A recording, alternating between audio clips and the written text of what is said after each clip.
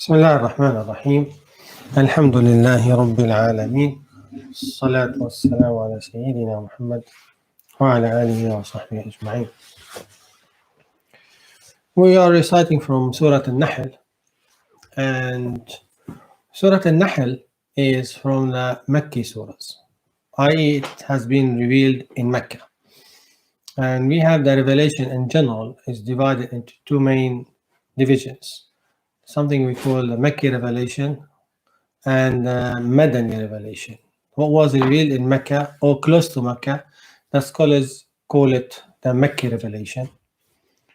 And what was revealed in Medina or around Medina, they will call it Madani revelation. So this surah is from the Makki revelation. And what's the difference? In general, the Makki revelation is all about challenging the intellect.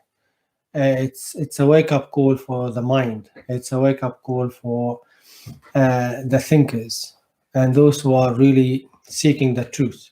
So you find it's a very punching verses into the core of the mind and trying to wake up this mind which has been buried in the desert for a long time, just following the whims and the desires and the traditions and the culture and so on. So it's now calling upon the mind to be independent and to think. So you see the verses talking about the creation of the heavens and the creation of the earth and the water which Allah sent down from the sky to create vegetation, and you use it for drinking, and you can't survive without it, and you have variation of plants from the same water, and plenty of other things Allah subhanahu wa ta'ala has mentioned. The alternation of the day and the night, the subjugation of the moon and the sun and the stars and the galaxies. All of this, Allah Azza wa Jal is calling upon the people of understanding. لِقَوْمٍ يَعْقِلُونَ لِقَوْمٍ يَتَفَكَّرُونَ لِقَوْمٍ يَذَّكَّرُونَ. So they might use their aql, their intellect, they might reflect and understand, they might ponder, they might remember that this is the truth from their Lord. So all these signs are challenging the mind to think. So the nature of the Makki revelation almost always, is about challenging the mind and putting the mind into the right shape and the right direction.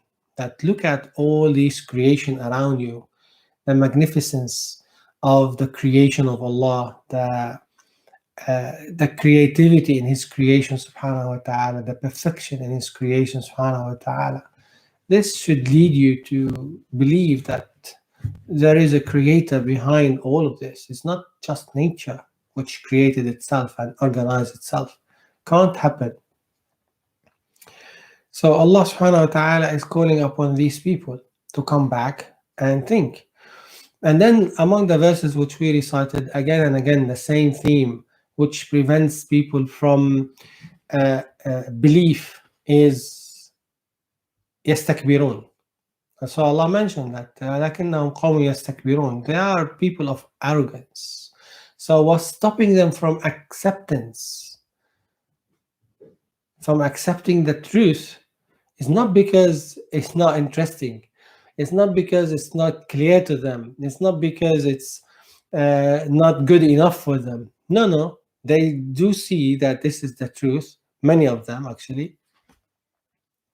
But their arrogance is preventing them from following the truth. This is why arrogance, as we stated yesterday, was the first sin committed and prevented Shaitan from getting into Jannah, and will prevent everyone as well who has arrogance to get into Jannah. Unless they get rid of this arrogance, they cannot accept the truth. So Allah is telling us here and showing us here that arrogance is the main obstacle, one of the main obstacles to accept the truth. And then He mentions subhanahu wa ta'ala that He doesn't love people of arrogance. So what does it mean? It means He loves people of humility. So let's be humble to get into Allah's love subhanahu wa ta'ala, and let's think and ponder and reflect to get into more of his signs and more of his miracles, inshallah ta'ala.